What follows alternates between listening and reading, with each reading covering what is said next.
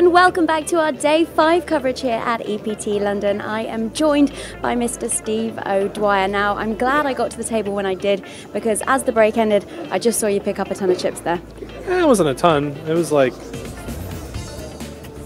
5.5 big blinds, so it wasn't a ton. It was better than losing them anyway, is what I meant. There's just too many small denomination chips in play, so it was physically a large pile of chips, but it only amounted to about a 5 big blind gain for me. They were Ruben Visser's chips, who I believe is probably the chip leader at the moment. He was, but then he lost some to the Swedish kid a few minutes before the end of the level, so I think the Swedish kid is the chip lead again.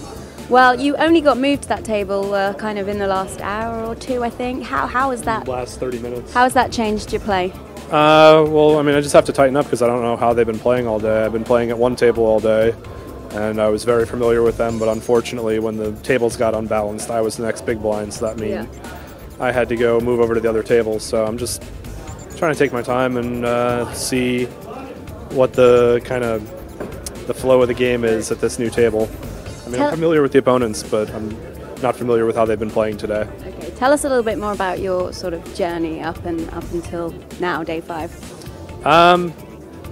I've been just building chips really quickly every day. I busted one guy late registered on day 1, and I busted him the very first hand he played, and that got me up to like 75,000. And I pretty much haven't been below average except for maybe a 10-minute period on day 3. I've pretty much always been close to double average the entire tournament. And obviously, runner-up this event last year. Yeah. They say that for the runner-up, it's the most painful experience. How true is that? Painful at all. No. I was thrilled to get runner-up last year. Okay. That was a lot of money. But how much is this going to mean to you this year to make the final table and to win? The final table doesn't mean much. Winning would be the nice thing. Well, you look set to be going into tomorrow. Fingers crossed. We only got 2 more players to go now. Is it just thinking of getting through to tomorrow?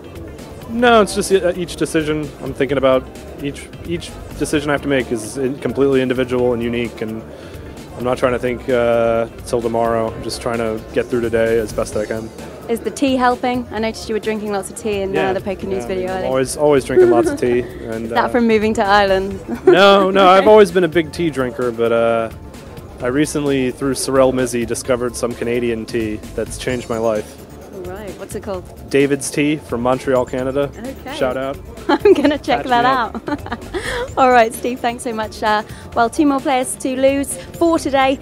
We will be going into tomorrow with 8 players, a final table. He's Steve O'Dwyer. I'm Laura Cornelius. You're watching PokerStars TV.